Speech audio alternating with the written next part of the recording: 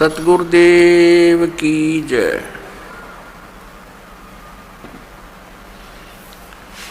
बंदी छोड़ कबीर परमेश्वर जी की जय। बंदी छोड़ गरीबदास जी महाराज जी की जय। स्वामी राम देवानंद जी गुरु महाराज जी की जय।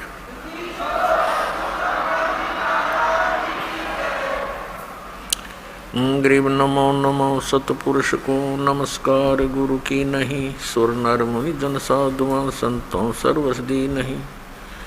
सतगुरु साहेब संत सब डंडो तुम प्रणाम। आगे पीछे मध्य हुए तिनको जा कुर्बान। नराकार निर्विषम काल जार वैवंदनम। निर्लेपम निज निर्गुणम अकल अनुबेशुंदनम।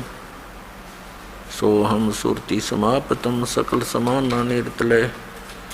उज्ज्वल हिरंबर हरदमम बेपरवा अथाह वार पार नहीं मध्यतम। ग्रीब जो सुमर सिद्ध होई गणनायक गलता ना। करो अनुग्रह सोई पारस पद परवाना। आदि गणेश मनाऊं गणनायक देवन देवा। चरण कमल लो लाऊं आदंत करूं सेवा। परम शक्ति संगीतम रिद्धि सिद्धि दाता सोई। अवगत गुण अतीतम सत्य पुरुष निर्मोही। जगदम्बा जगदीशम मंगल रूप मुरारी। तन मन अर्पों शीसम भक्ति मुक्ति भंडारी। सुर नर मुनि जन ध्यावे ब्रह्मा विष्णु महेशा। शेष शेष मुख गावे पूज्य आदि गणेशा। इंद्र कुबेर सरीखा वरुण धर्म राय ध्यावे। समर्थ जीवन जी का मन इच्छा फल पावे। 33 कोटि आधारा ध्यावे शेष 88। उत्तरे बहु जल पारा कट है यम की फांसी। 33 कोटि आधारा ध्यावे शेष 88। उत्तरे बहु जल पारा कट है यम की फांसी। कर जोरों विनती करूं धरूं चरण पर शीसे। गुरु जी राम देवानंद जी महाराज ने दियो नाम बख्शीश। कोटि कोटि सिजदा करूं कोटि कोटि प्रणाम। चरण कमल में राखियो मैं बंदी जाम गुलाम। कुत्ता हूँ गुरुदेव का रामपाल दास का नाम। गले प्रेम की जेवड़ी जा खेचो वहाँ जाऊं मैं। तो करो तो बावड़ू दूर दूर करो तो जाऊं। जो रखो तो ही रहूं। जो देवो सुख जय इब के सतगुरु मिले। सब दुख आँखों रोए। चरणों ऊपर शीस धरूं कहूँ जो कड़ी हो।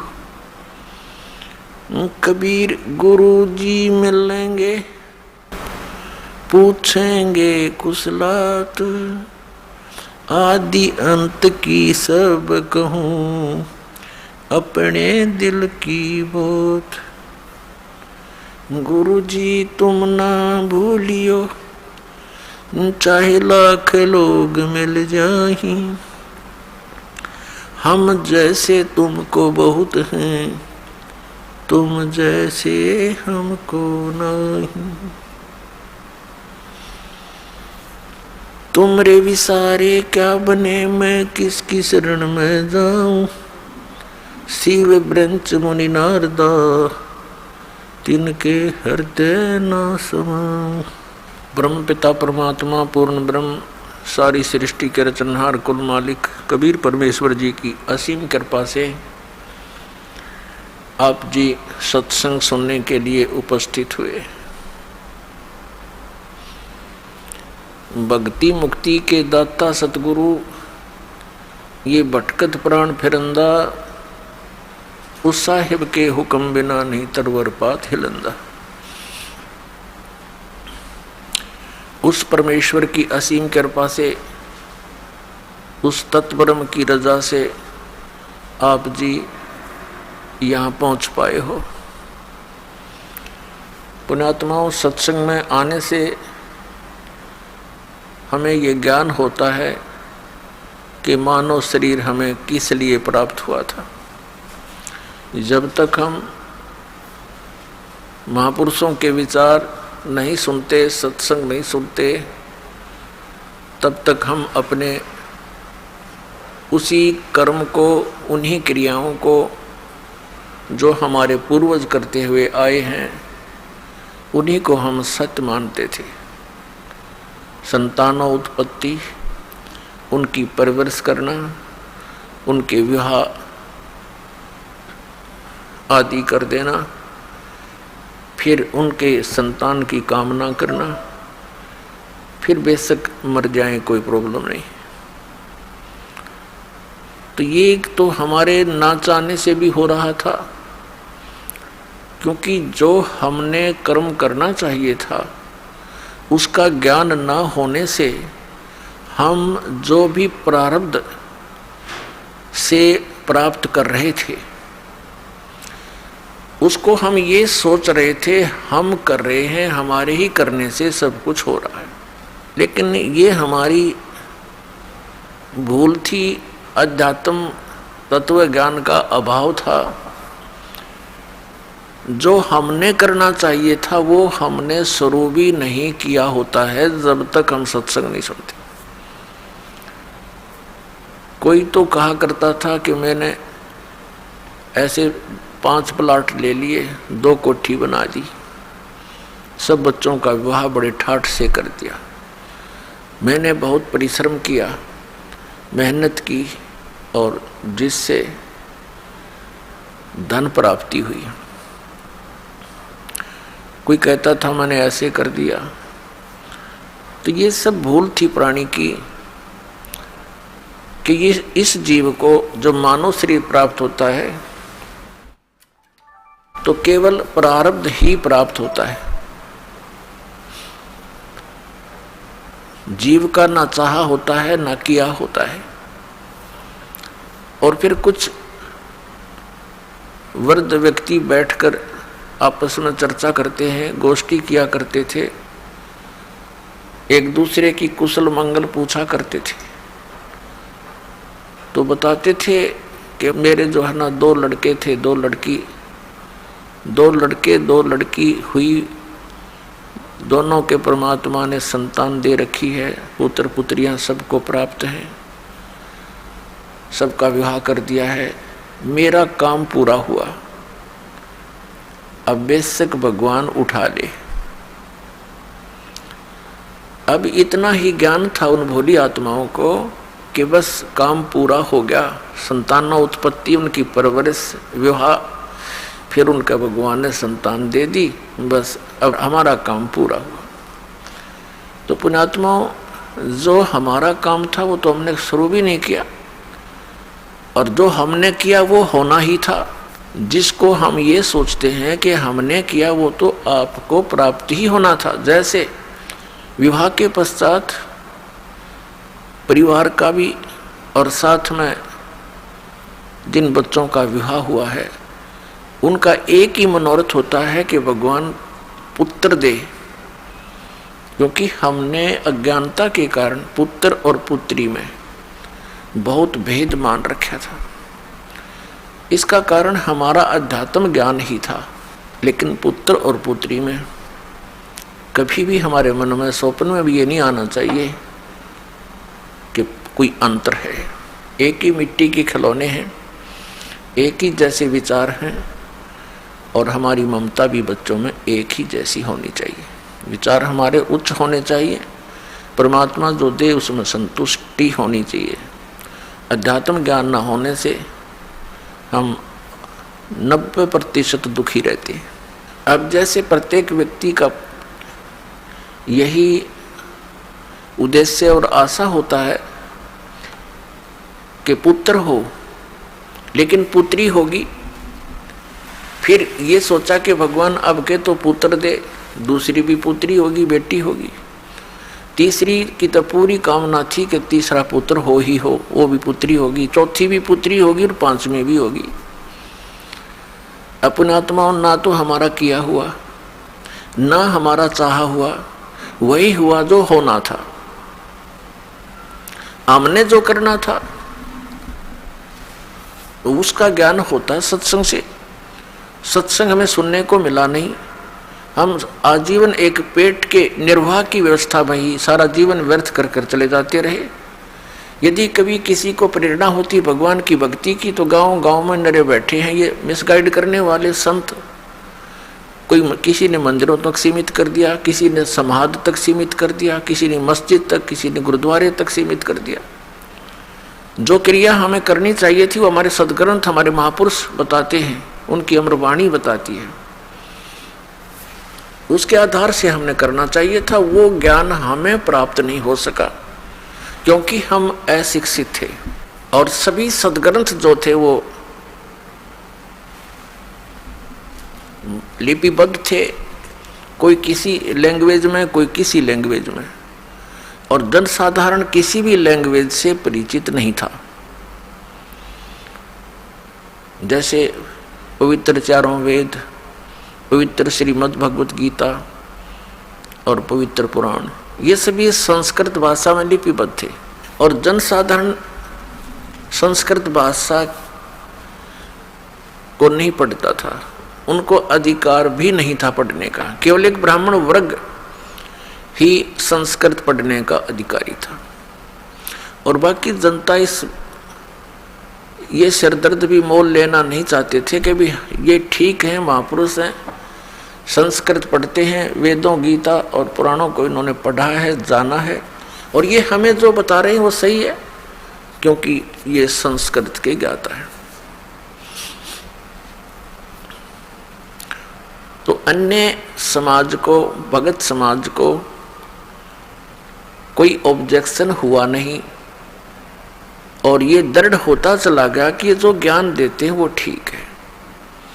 और जितने भी संत महात्मा थे पहले वो सभी एक ही ज्ञान देते थे कि श्री ब्रह्मा, श्री विष्णु, श्री शिव जी ये अजरो अमर हैं, सर्वेश्वर हैं, महेश्वर हैं, मृत्युंजय कालज्य, इनकी उपमा किया करते थे।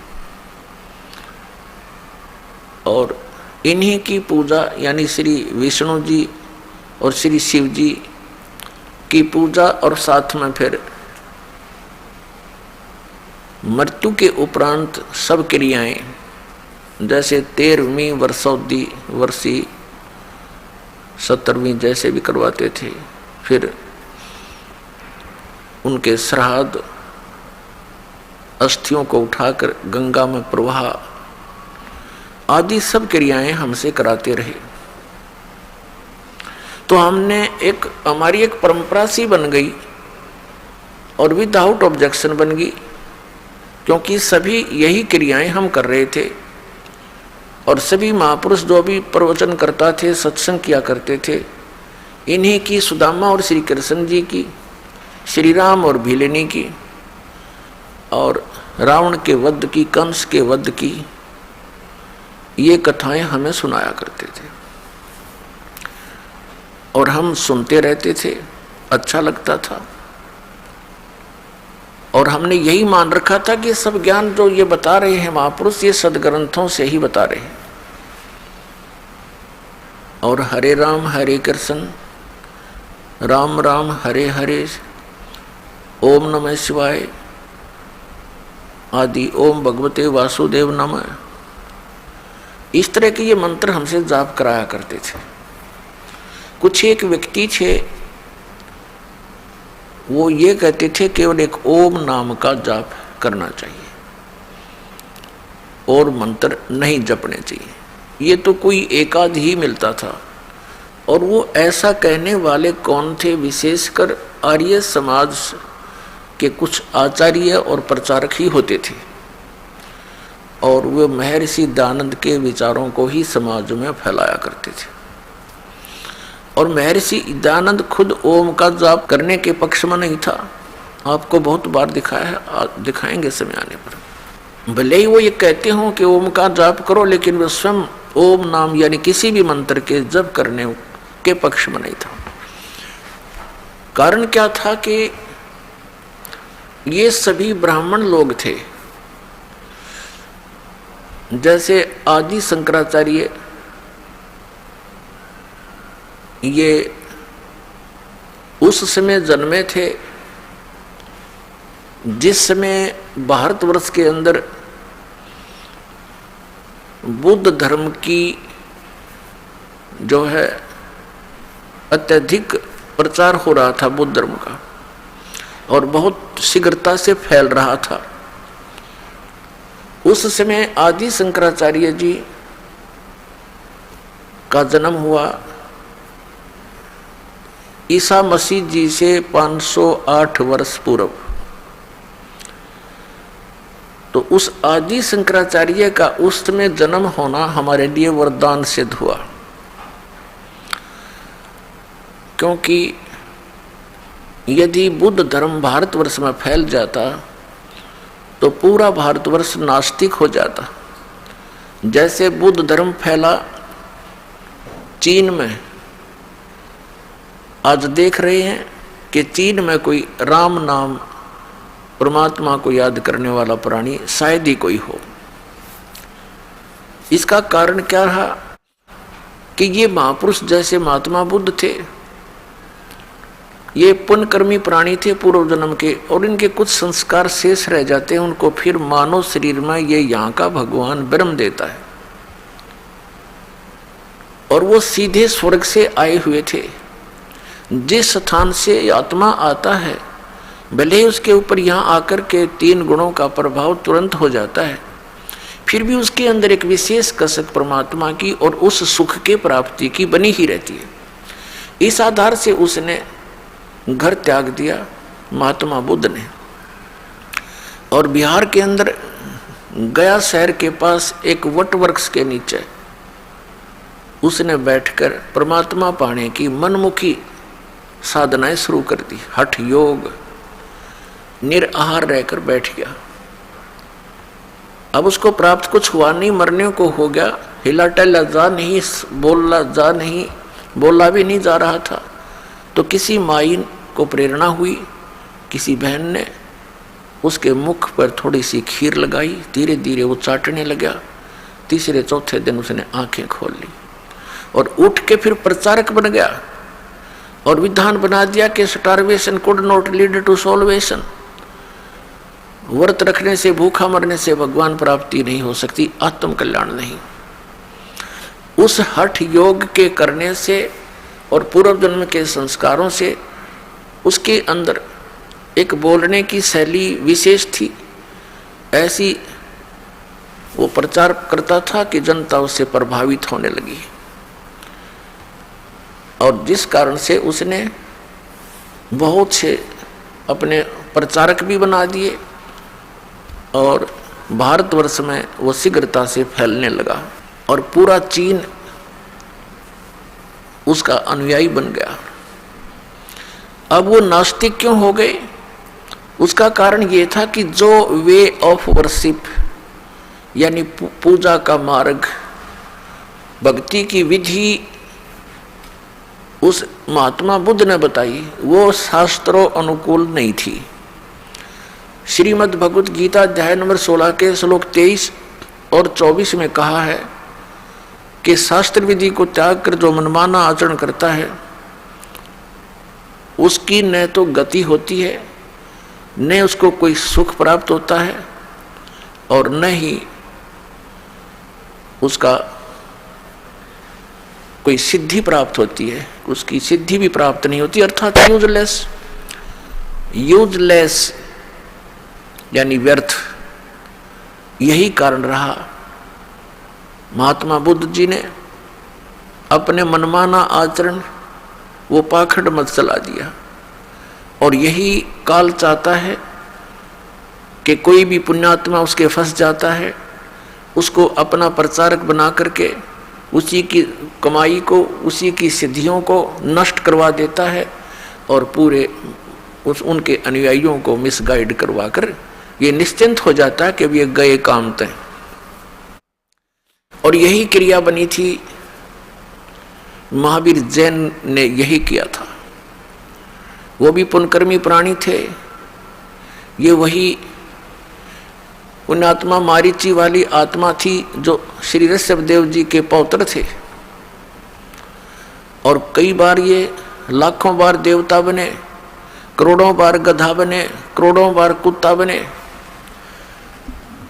अब उसके बाद वो एक स्वर्ग से वापस आए और उनका जन्म महावीर जैन रूप में हुआ। उसके बाद उन्होंने परमात्मा पाने के लिए घर त्याग दिया। ये मुनिवर्ती बोलते हैं, घर त्याग दे नी वस्त्र हो जा।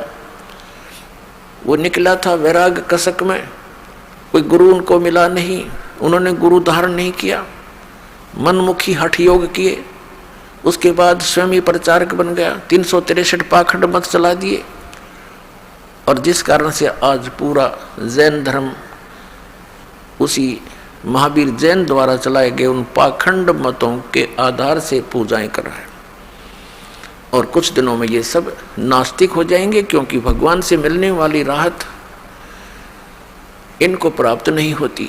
यही कारण रहा कि पूरा चीन नास्तिक हो गया, क्योंकि उनको भगवान से मिलने वाली वो साधना नहीं प्राप्त हुई जो भगवान से राहत मिले।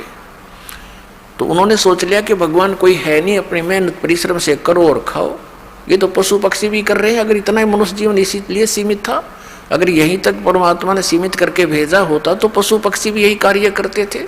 अलग से ये एक सुंदर शरीर देने की क्या आवश्यकता थी। परमात्मा ने अपने जैसा ही रूप आपको प्रदान किया है मनुष्य को। परमात्मा भी मनुष्य जैसा ही है, लेकिन उनका सामर्थ्य, उनके शरीर का तेज, उनकी खूबसूरती हमसे असंख्यों गुना अधिक है।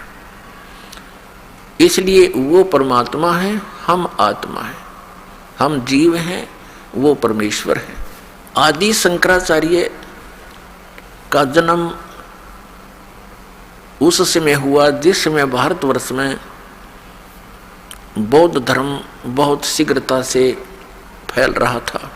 ये काल भगवान के द्वारा विशेष रूप से भेजे गए थे आदि शंकराचार्य, और इन्होंने 8 वर्ष की आयु में ये दीक्षित हो गए थे और उसके बाद 32 वर्ष की आयु में इनकी मृत्यु हो गई थी। उस दौरान इन्होंने इन 4 मठों की स्थापना की।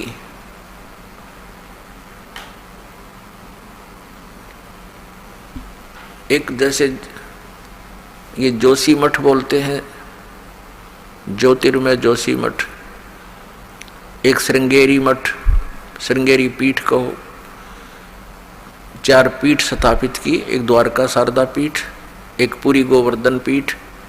इस प्रकार तो पुण्यात्माओं, हमारे साथ वही हुआ कि आसमान से गिरे खजूर में अटक गए। क्योंकि यदि बौद्ध धर्म फैल जाता तो हम आसमान में थे, कोई सिर पैर था ही नहीं भक्ति का। अब इन्होंने क्या सिद्धांत बनाया, आदि शंकराचार्य ने, जहाँ से हम हिंदू धर्म को चला मानते हैं, उन्होंने क्या बताया। एक तरफ तो वो कहते हैं कि जीव ही ब्रह्म है, अयम आत्मा ब्रह्म, अहम ब्रह्मास्मि, प्रज्ञानम ब्रह्म, और चौथा इनका मंत्र है तत्वमसि। और ये बताते हैं कि इन चारों का अर्थ यही बनता है कि जीव ही ब्रह्म है, ब्रह्म मीन भगवान, और कोई करता है नहीं। और संसार को ये मानते हैं अनादिकाल से अपने आप सृष्टि प्रलय होती है, अपने आप उत्पत्ति होती है। जैसे आकाश से वायु, वायु से अग्नि, अग्नि से जल, जल से फिर पृथ्वी, ऐसे फिर ऐसी तरह संहार होता है। कहते हैं जल से पृथ्वी, ऐसे ही पृथ्वी पर जल हो जाएगा, जल को फिर सूर्य समाप्त कर देंगे, फिर वायु में समा जाएगी, आकाश में मिल जाएगा। तो इनका कहना कि सिर्फ एक तत्व जो अहम तत्व है, कहते वही शेष रह जाता है, उसी से सब बन जाते। श्रीमद् भगवद गीता अध्याय नंबर 16 के श्लोक नंबर 6, 7 और 8 में ये कंसेप्ट क्लियर कर दिया है कि जो व्यक्ति ये मानते हैं कि परमात्मा का अस्तित्व कोई नहीं है, आत्मा यानी जीव ही ब्रह्म है, और संसार ये अपने आप बनता और बिगड़ता है, इसका कोई करता नहीं, जीव ही करता है। ऐसे लोग राक्षस स्वभाव को धारण किए हुए हैं और वे संसार के जगत के नाश के लिए ही उत्पन्न होते हैं। पुण्यात्माओं, ये क्योंकि हमने न तो सदग्रंथों का ज्ञान, इन हमारे जो धर्म गुरुओं ने, हिंदू धर्म के धर्म गुरुओं ने हमारे को शास्त्र विरुद्ध ज्ञान दे रखा है और शास्त्र विधि को त्याग कर मनमाना आचरण दे रखा है, जिस कारण से ये दास जो शब्द सत्य बोलता है वो प्रत्येक हिंदू धर्म के पुण्यकर्मियों को बहुत खटकते हैं, कुनैन जैसे कड़वे लगते हैं। उसके लिए थोड़ी सी बूरा खिलानी पड़ेगी। वो बूरा क्या होती है? जिन सदग्रंथों को हम सत्य मानते हैं, उन्हीं सदग्रंथों में आपको ये दास के वचन जो बोले हैं मिल जाते हैं, तो आपको वो बुरा का काम करते हैं, आपका कड़वापन समाप्त हो जाता, दिखाते हैं। ये देखिएगा श्रीमद् भगवद गीता, गीता प्रेस गोरखपुर से प्रकाशित है। इसके अनुवादक हैं जयदयाल गोविंद का। अध्याय नंबर 16 श्रीमद् भगवद गीता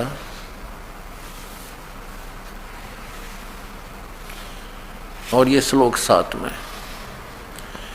असुर स्वभाव वाले मनुष्य प्रवृत्ति और निवृत्ति दोनों को भी नहीं जानते, इसलिए उनमें न तो बाहर भीतर की शुद्धि है और न श्रेष्ठ आचरण और न सत्य भाषण ही है। 8 में क्या कहा है? ये 8 है। वे आसुरी प्रकृति वाले मनुष्य कहा करते हैं, जगत आश्रय रहित है, सर्वथा असत्य और बिना ईश्वर के है, अनीश्वर है, अपने आप केवल स्त्री पुरुष के संयोग से उत्पन्न है, केवल काम ही इसका कारण है, इसके सिवा और क्या है। अब 9 में क्या कहा है? इस मिथ्या ज्ञान को अवलंबन करके जिनका स्वभाव, इस मिथ्या ज्ञान को अवलंबन करके जिनका स्वभाव नष्ट हो गया है, जिनकी बुद्धि मंद है, वे सबका अपकार करने वाले कुकर्मी मनुष्य जगत के नाश के लिए ही समर्थ होते हैं। अपने आत्माओं, हमारे जो सदग्रंथ हैं ये हमें मान्य हैं, इसके अतिरिक्त हमें जो कोई भी दंत कथा सुनाता है वो हमें मान्य नहीं होनी चाहिए। तो हमारे पवित्र सदग्रंथ कौन कौन से हैं? पवित्र चारों वेद, ऋग्वेद, यजुर्वेद, सामवेद और अथर्ववेद, और 5वां वेद वो सूक्ष्म वेद है जो परमेश्वर ने स्वयं आकर अपने मुख कमल से बोला है, जिसके विषय में श्रीमद् भगवद गीता अध्याय नंबर 4 के श्लोक नंबर 32 में वर्णन है कि वो ब्रह्मणे मुखे सच्चिदानंद घन ब्रह्म के मुख कमल से उतरित वाणी में विस्तार के साथ धार्मिक यज्ञों की अर्थात अनुष्ठानों की जानकारी कही गई है। वो तत्व ज्ञान है।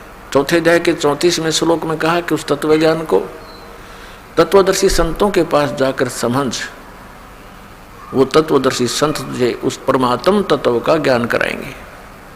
उनको दंडवत प्रणाम करने से, कपट छोड़कर नम्रतापूर्वक प्रश्न करने से वे तुम्हें उस तत्व ज्ञान का प्रचार करेंगे। और पवित्र श्रीमद् भगवत गीता ये इन चारों वेदों का सारांश है। और इसके अंदर थोड़ा सा और गीता ज्ञान दाता जो बोल रहा है गीता को, वो ब्रह्म है, वो सर्वपुरुष है, वो यहाँ का भगवान है, श्री ब्रह्मा विष्णु महेश का वो पिता है। वो क्या करता है, कभी अपने पुत्र विष्णु के रूप में, सद्गुण विष्णु के रूप में दर्शन दे देता है, कभी अपने पुत्र रजगुण ब्रह्मा जी के रूप में दर्शन दे देता है, और किसी को वो अपने पुत्र शिव के रूप में, तमोगुण शिव के रूप में दर्शन दे देता है। और जिस कारण से ये भ्रम फैल जाता है, ये समझ नहीं पाए अभी तक हमारे आचार्य गुरु मंडलेश्वर कि ये कौन है। कभी ये कहते हैं, जैसे इनसे कोई प्रश्न करता है कि हमने सुना है रजगुण श्री ब्रह्मा जी, सतगुण श्री विष्णु जी और तमगुण श्री शिव जी है, क्या आप इस बात से सहमत हैं? तो कुछ एक तो कहते हैं हाँ सहमत है, वो तो बिल्कुल ठीक बोल रहे हैं क्योंकि पुराणों में ऐसा ही लिखा है। और कुछ एक चतुरता दिखाते हैं, वो कहते हैं उनकी चतुरता समझो या शास्त्र ना समझी समझो, उन सदग्रंथों को उन्होंने समझा नहीं। वो क्या कहते हैं कि नहीं, ऐसा है कि एक ही परब्रह्म परमात्मा है, परम ब्रह्म, और वो ही तमगुण से तमगुण रूप धारण करके वो जैसे शंकर रूप में परिवर्तित हो जाता है, बन जाता है, वही सतोगुण से विष्णु बन जाता है और वही रजोगुण से ब्रह्मा बन जाता है, वो एक ही है। तो ऐसी जो स्टेटमेंट देता है, ऐसे विचार रखता है, वो अपनी इन पवित्र पुस्तकों से भी परिचित नहीं है, पवित्र पुराणों से भी परिचित नहीं है, वो बिल्कुल अज्ञानी है या वो चतुर व्यक्ति है। तो ऐसे व्यक्तियों से अब हमने सावधान होना पड़ेगा, क्योंकि हम शिक्षित हो गए, सदग्रंथ ये हमारे पास उपलब्ध हैं, हम इनको पुनः देखेंगे और वही मार्ग हम ग्रहण करेंगे जो हमारे सदग्रंथ बताते हैं। गीता जी अध्याय नंबर 16 के श्लोक नंबर 23-24 में यही निर्णय दिया कि अर्जुन, जो शास्त्र विधि को त्याग कर मनमाना आचरण करते हैं उनको न तो कोई सिद्धि प्राप्त होती है, न उनकी गति होती है और न ही कोई सुख प्राप्त होता है। और इन तीन वस्तुओं की परमात्मा की भक्ति साधना उपासना करते हैं। फिर तुरंत ही 24वें श्लोक में गीता अध्याय नंबर 16 के कहा है कि अर्जुन, इससे तेरे लिए कर्तव्य और अकर्तव्य की अवस्था में सदग्रंथ ही प्रमाण है, यानी अन्य किसी की दंत कथा पर विश्वास मत करना, जो सदग्रंथों में प्रमाण हो उसी को ग्रहण करना। अब पुण्यात्माओं, ये दास आपको वो सदग्रंथ रूबरू करा रहा है जिनमें जो प्रमाण है और जो साधनाएं हमने करनी चाहिए, जो ना करनी चाहिए। तो हमने साधना करनी चाहिए केवल जो हमारी सदग्रंथ बताते हैं, और उन सदग्रंथों में भक्ति सतर के यानी साधना के सतर के जो ग्रंथ है वो 5 वेद हैं। एक ऋग्वेद, सामवेद, यजुर्वेद और अथर्ववेद, और 5वां सवसम वेद जिसको सूक्ष्म वेद भी कहते हैं। तो सूक्ष्म ये 4 वेद तो परमात्मा ने, परम अक्षर ब्रह्म ने, इस ब्रह्म के सरपुरुष के, जिसको ये सदाशिव भी कहते हैं, जिसको ये महाविष्णु भी कहते हैं, महाब्रह्मा भी कहते हैं, जो आचार्य लोग हैं हिंदू धर्म के, ये समझ नहीं पाए ये कौन है। इसी को महाब्रह्मा, इसी को महाविष्णु, महाशिव कहते हैं, क्योंकि इसने प्रतिज्ञा की हुई है कि मैं कभी भी अपने वास्तविक रूप में किसी को दर्शन नहीं दूंगा। और ये जिस कारण से उसको निराकार बताते हैं। और क्या कहते हैं, जैसे इनसे कोई प्रश्न करता है कि परमात्मा निराकार है या साकार, तो ये उत्तर देते हैं कि निराकार भी है, साकार भी है। ये कोई बात हुई? अब ये इनका कोई उत्तर है? अज्ञानता से परिपूर्ण है। फिर ये आगे उसको डिफाइन करते हैं, परिभाषित करते हैं कि परमात्मा निराकार है, और जब वो अवतार धारण करके आता है श्री राम श्री विष्णु रूप में, कृष्ण रूप में, तो वो साकार होता है। यहां तक इनकी बुद्धि सीमित है। परमात्मा निराकार भी है और साकार भी है। ये पहले तो ऐसे शब्द जो बोलता है वो ज्ञान के आसपास भी नहीं है, अध्यात्म ज्ञान के, केवल मूर्ख बनाना ही उसका उद्देश्य है। बहुत दिन हम मूर्ख बन लिए, पर अब नहीं बनेंगे। अब हम उस सत्ज्ञान को ग्रहण करेंगे जो हमारे सदग्रंथों में लिखा है। तो इस कारण से ये न तो वेदों से परिचित, न ये पुराणों से परिचित, और वहाँ ये शंकराचार्य, वहाँ ये गुरु मंडलेश्वर और गीता के मर्मज ज्ञाता, गीता मनीषी, इन कख का पता नहीं गीता और वेदों और पुराणों के बारे में। अपने आत्मा वो समय आ गया है कि हम स्वयं अपने सदग्रंथों को पढ़ेंगे और यथार्थ मार्ग ग्रहण करेंगे। अब प्रसंग चल रहा है कि हमारे वो पवित्र सदग्रंथ जो हमें सहयोग में लेने पड़ेंगे वो कौन कौन से हैं, जिनको आधार बनाना पड़ेगा। तो 5 तो ये वेद हो गए, और 4 वेदों का सारांश उस सूक्ष्म को छोड़कर 4 वेदों का सारांश है श्रीमद् भगवत गीता। लेकिन श्रीमद् भगवत गीता बोली किसने है? ये सरपुरुष ने बोली है। श्रीमद् भगवत गीता अध्याय नंबर 15 के श्लोक नंबर 16 में 3 पुरुष हैं, 16 और 17 में 3 पुरुषों की जानकारी है। पुरुष माने प्रभु, स्वामी, एक सरपुरुष, एक अक्षर पुरुष। 15वें अध्याय के 16वें श्लोक में 2 पुरुष बताए, और इन दोनों की स्थिति बता दी कि ये भी और इनके अंतर्गत जितने प्राणी आते हैं वो सभी नाशवान हैं, जीव आत्मा किसी की नहीं मरती। और फिर गीता जी अध्याय नंबर 15 के श्लोक नंबर 17 में तुरंत कहा है कि उत्तम पुरुष है तू अन्य परमात्मा इति उदाहरत है। उत्तम पुरुष यानी श्रेष्ठ प्रभु, श्रेष्ठ परमात्मा तो कोई और है, स्वामी भगवान, जिसे परमात्मा कहा जाता है। उत्तम पुरुष है तो अन्य परमात्मा इति उदाहरत है, जिसको परमात्मा कहा जाता है वो इन दोनों से अन्य है, सरपुरुष और अक्षर पुरुष से। और वही तीनों लोकों में प्रवेश करके शब्द का धारण पोषण करता है।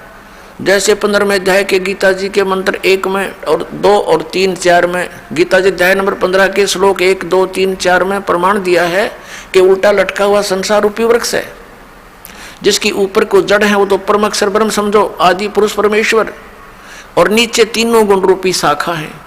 और जो संत इसके पूरे विभाग बता देगा सवेदविद, वो तत्वदर्शी संत है।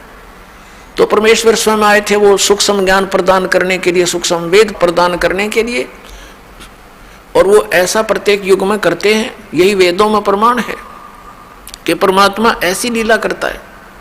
वो सह शरीर आता है और सह शरीर चला जाता है। वो साकार है, नर आकार है, मनुष्य दृश्य है वो परमात्मा। हमरे ही उनिहार है, हमारा सृजनहार।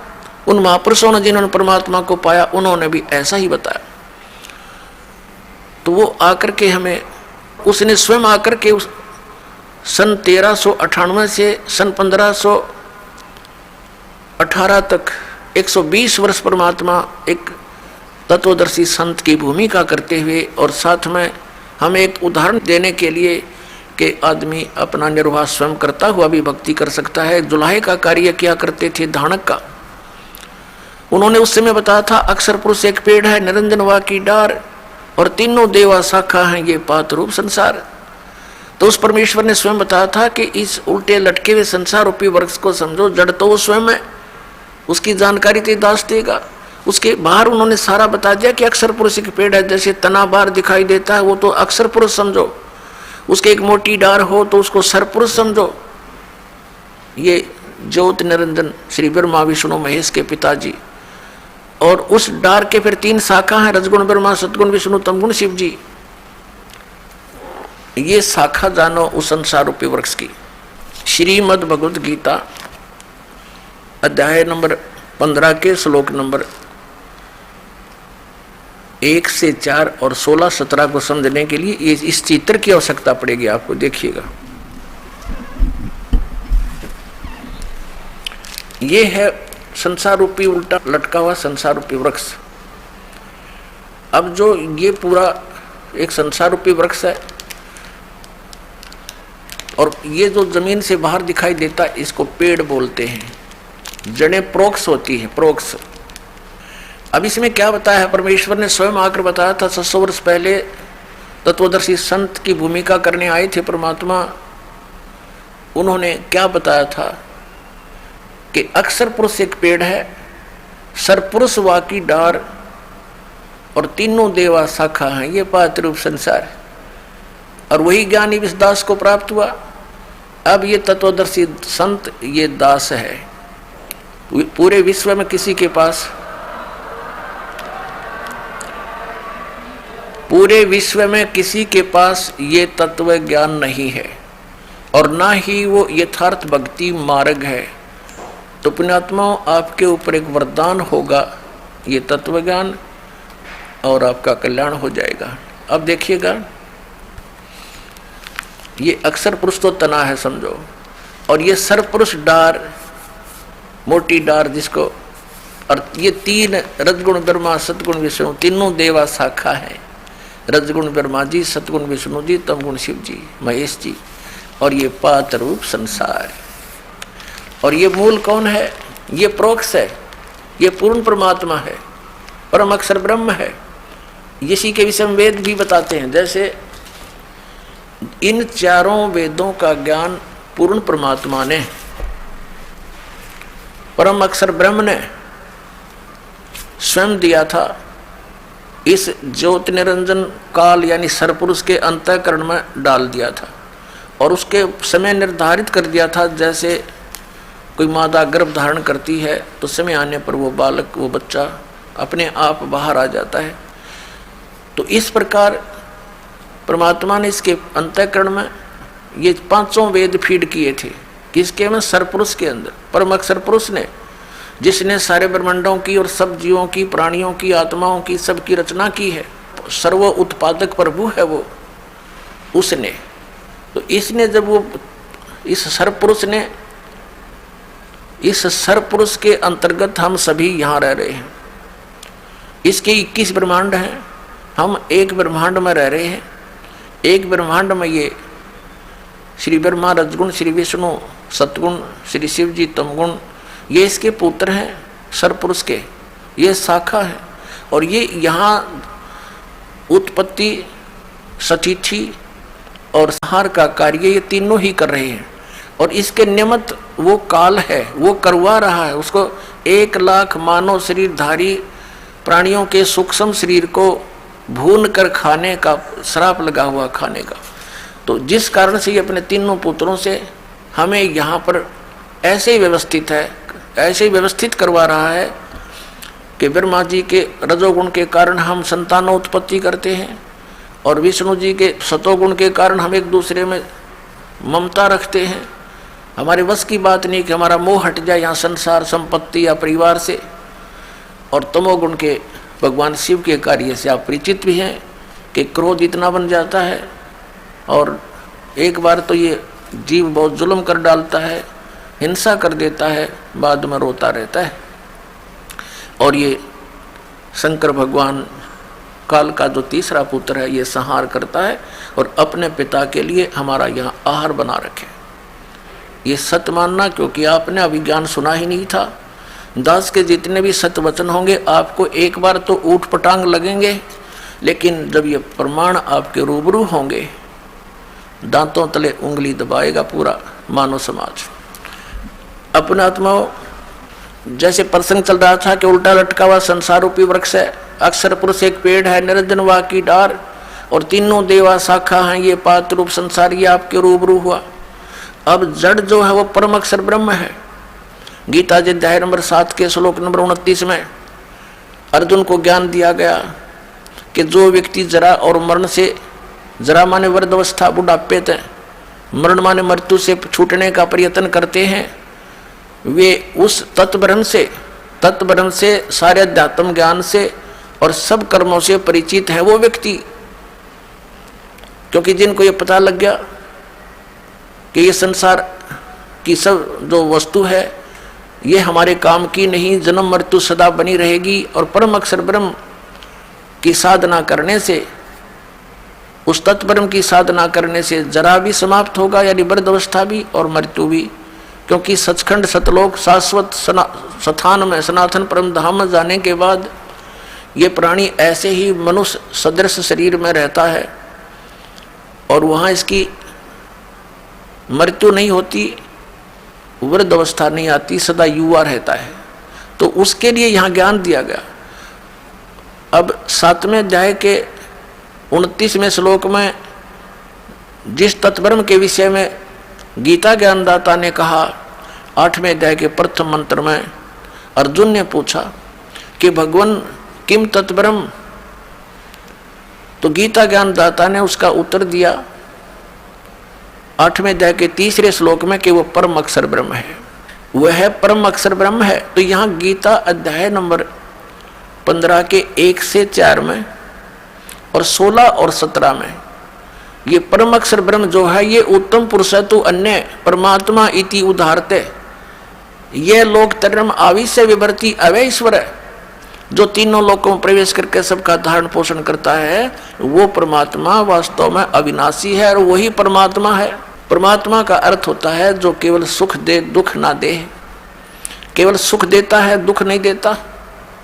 और यहाँ जिसको हम परमात्मा मानकर सरपुरुष को, जिसका ओम नाम है, जो श्री ब्रह्मा श्री विष्णु श्री शिव जी के पिताजी हैं, और वो कहता मैं कभी किसी के समक्ष नहीं आता। 7वें अध्याय के 24 और 25 श्लोक में गीता जी में वो कहता है कि ये मूर्ख लोग मुझ अव्यक्त को व्यक्तिम आपनम मनन्ते, मुझे व्यक्ति रूप में मान रहे होंगे, श्री कृष्ण रूप में। आई एम नॉट कृष्ण, मैं तो अपनी योग माया से छुपा रहता हूँ, मैं कभी किसी के समक्ष नहीं आता। ये मेरा अनुत्तम घटिया विधान है, अटल विधान है, अविनाशी विधान है, और ये मुझे कृष्ण रूप में मानते हैं। मैं कृष्ण नहीं हूँ, क्योंकि वो तो बाहर निकल कर बोल दिखाया उसने सब बुरा रूप श्री कृष्ण से विकराल रूप दिखाया, जिसको विराट बोलते हैं। कहते हैं ये है मेरा असली रूप है। तो वो स्वयं किसी के सामने नहीं आता, और ये सरपुरुष है,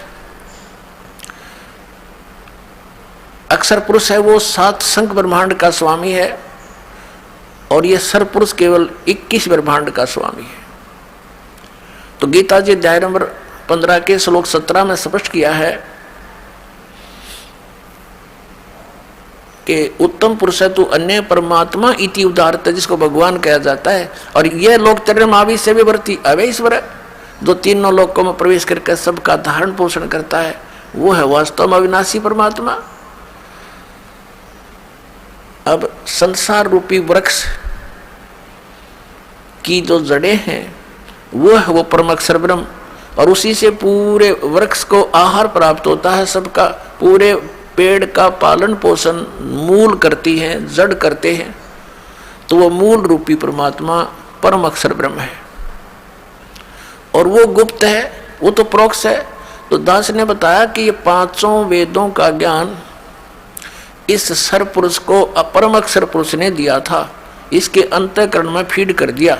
जैसे एक मोबाइल से दूसरे मोबाइल में पूरी फिल्म की फिल्म भेज दी जाती है, ऐसे। तो इसने जब समय आने पर वो बाहर आए, देखा कि 5वें वेद के अंदर उस शाश्वत स्थान के पाने की, वहाँ के सब सुख सुविधाओं की जानकारी विशेष थी, और परम अक्षर ब्रह्म की विशेष जानकारी थी। इसने सोचा कि इन प्राणियों को यदि परम अक्षर ब्रह्म की जानकारी होगी तो ये सब भाग जाएंगे। इसने वो 5वां वेद नष्ट कर दिया, सूक्ष्म वेद। उसके देने के लिए परमात्मा स्वयं आते हैं, वहाँ से सचखंड से चल कर आते हैं, सतलोक से, शाश्वत स्थान से, और यहाँ प्रकट होकर के सबको वो तत्व ज्ञान का उपदेश करते हैं और सह शरीर चले जाते हैं। वो कवियों की तरह आचरण करते हैं, हमारे सदग्रंथ बताते हैं, हमारे पवित्र वेद बताते हैं। तो अब आपको दिखाते हैं कि वो 4 वेद इसने रख लिए, और इन 4 वेदों को इसने क्या किया, अपने पुत्र श्री ब्रह्मा जी को दे दिए। जब सागर मंथन किया, इनको 4 वेद प्राप्त हुए, वेद ब्रह्मा ने रख लिए। तो ऐसे फिर ब्रह्मा जी ने जो पढ़ा, जैसा भी उसके समझ में आया, और उसके सरपुरुष ने उसको जितनी विभूति दी, उसके आधार से उन्हें वेदों को फिर आगे अपने वंशजों को पढ़ा दिया। अब उन वेदों में क्या लिखा है, अब जैसे यजुर्वेद के अध्याय नंबर 40 के और श्लोक नंबर 15 में ये वेद ज्ञान दाता सरपुरुष ब्रह्म कहता है, इसको ब्रह्म भी बोलते हैं। ये कहता है कि मेरा केवल एक ओम मंत्र है, इसका जाप काम करते करते करो, विशेष कसक के साथ करो, और मनुष्य जीवन का एक परम कर्तव्य जान के ओम नाम का स्मरण करो। अब ऋषि महर्षियों ने इन यजुर्वेद से ओम मंत्र तो सेलेक्ट कर लिया कि पूर्ण परमात्मा की भक्ति का सही मंत्र यही है। तो जो ओम नाम के जाप को ही सुप्रीम मानकर सेट हुए बैठे हैं, वो ये भूल गए कि इसी यजुर्वेद अध्याय नंबर 40 के श्लोक नंबर 10 से लेकर 13 तक वेद ज्ञान दाता सरपुरुष एक ऑप्शन छोड़ रहा है कि कोई तो परमात्मा को जन्म लेने वाला कहता है संभवात, और कोई असंभवात, यानी वो कभी जन्म नहीं लेता, उत्पन्न नहीं होता, ऐसा बताते हैं। इसकी जानकारी भगवान साकार है या निराकार, इसका यथार्थ ज्ञान तत्वदर्शी संत बताते हैं, उनसे सुनो। इससे सिद्ध हो गया कि वो जो तत्वदर्शी संत इस वेद ज्ञान से अन्य ज्ञान सुनावेंगे।